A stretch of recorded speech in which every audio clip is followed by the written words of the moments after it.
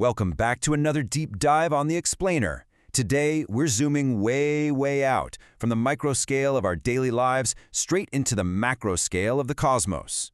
We're going to unpack the ancient, highly structured astronomy and rigorous mathematics that build what we know as a true horoscope. If you thought astrology was just about vague personality traits, prepare to be surprised. We're diving right into the exact astronomical formulas and calculations laid out in classical texts like the Brihat Parashara Hora Shastra.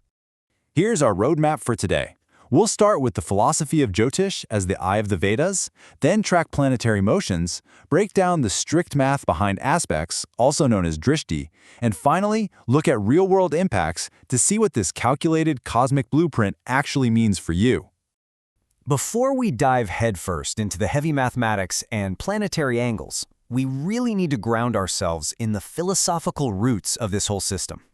There's this fundamental concept in ancient Indian traditions, beautifully summed up in a short Sanskrit phrase, Jyotisham netram muchyate. Literally translated, Jyotish is the eye. Out of all the auxiliary disciplines of the Vedas, astrology actually held the absolute highest placement. It was literally considered the organ of sight for the entire body of knowledge. To put it simply in Hindi, ज्योतिष वेदों का नेत्र है। जिस प्रकार नेत्रहीन व्यक्ति दिशाहीन होता है, उसी प्रकार ज्योतिष के बिना कर्मों का सही निर्धारण असंभव है. Meaning, Jyotish is the eye of the Vedas.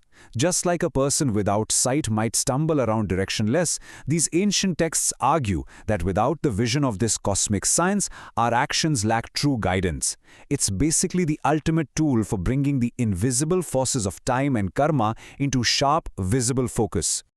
So, how exactly does this eye see? Well, it tracks the observable physical mechanics right above us. Let's shift gears from philosophy to the concrete reality of our solar system.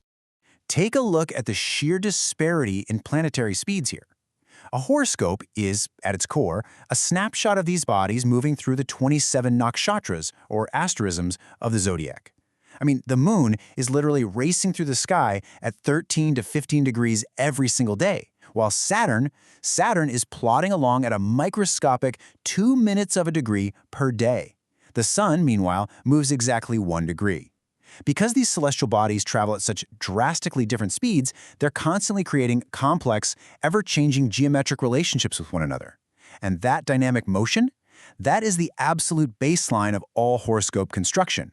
And all those dynamic motions lead us right into our next big concept, drishti.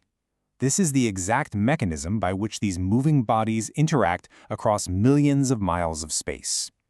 Now, you'll usually hear drishti translated as aspect.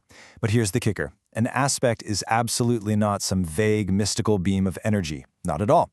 It is a strictly calculated influence that one planet casts onto another planet, or onto a zodiac sign, based entirely on its longitudinal distance and geometric angle. We are talking about hard astronomical reality here. This diagram right here, from the Brihat Parashara Hora Shastra, perfectly illustrates the logic. The rule is just pure geometry. A planet in a movable sign aspects the 3 fixed signs, except for the one right next door to it. Likewise, fixed signs aspect movable signs, and common signs aspect other common signs. So if you've got Mars in a certain sign, you don't just guess its influence. You trace its geometric aspect directly over to Saturn, the Moon, or the nodes, based on fixed spatial rules. The planet simply lends the exact same aspect as the sign it's sitting in. Okay, let's level up. We're moving from spatial geometry straight into hard, step-by-step mathematics. You really start to see the immense rigor of this science when you look at the specific formula for Jupiter's special aspect. Check this out. First, you deduct Jupiter's longitude from the aspected planet. Then, if that sum lands 3 or 7 signs away, you have the remaining degrees. Finally, you add a constant of 45. That's the formula. It's not intuition, guys. It is literal algebra. So, what exactly do we do with that math? We look it up in a speculum of aspectual values. Those calculated degrees and minutes map directly to a precise point value called a virupa. Think of it this way. An aspect isn't just a simple on or off switch. It has a quantifiable, measurable strength. Depending on the exact degrees, literally down to the minute, a planet's aspectual strength could be 5 virupas or it could jump to 15. This mathematical conversion is exactly how an astrologer weighs a planet's true influence in your chart. Which brings us to the ultimate so what moment. We've looked at the motions, the angles, and the heavy math. But how do these calculated Virupas and precise positions actually alter the course of someone's everyday life? Let's pull an example straight from the primary source. We're going to look at the effects of planetary placements in the Karma Bhava, otherwise known as the 10th house of a horoscope. That's the house that governs your career and public action. The ancient verse reads like this: Karmeshe balasama yukte, mine guru samanvite, vastrarbharana saukhyadi labhate natra samshayah. And translated into simple Hindi, it goes, Yadi karmesh bali hokar meen rashi mein guru ke saath sthit ho, to jatak vastra abhushanon se yukt aur dhani hota hai. Basically, it's explicitly stating that if the Lord of the 10th house is mathematically calculated to be strong, remember those Virapusa strength calculations we just talked about? And it's sitting in Pisces alongside Jupiter, the person will undeniably attain wealth and fine clothing. It's fascinating, right?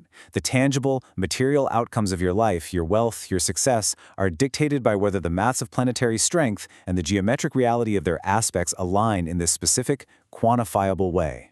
And it seriously doesn't stop there. Even the physical horizon plays a mathematical role in all this.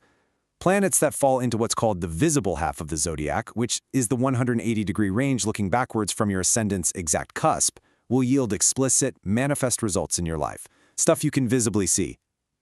Conversely, planets falling in the invisible half are more latent. They yield secret or unmanifested results. So literally, your life's public triumphs and private struggles are being mapped directly onto this 360-degree geometric grid. As we wrap up this explainer, let's tie all this complex mathematics right back to the profound philosophy we started with.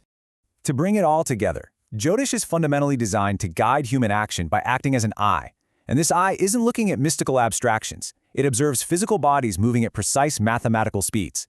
Their interactions, those aspects, or drishti, are rooted entirely in exact longitudes and complex formulas. Ultimately, it's this rigorous mathematics that decodes the tangible outcomes of human life, from your baseline wealth right down to your longevity. When you really get down to it, a true horoscope is an intricate, deeply mathematical blueprint.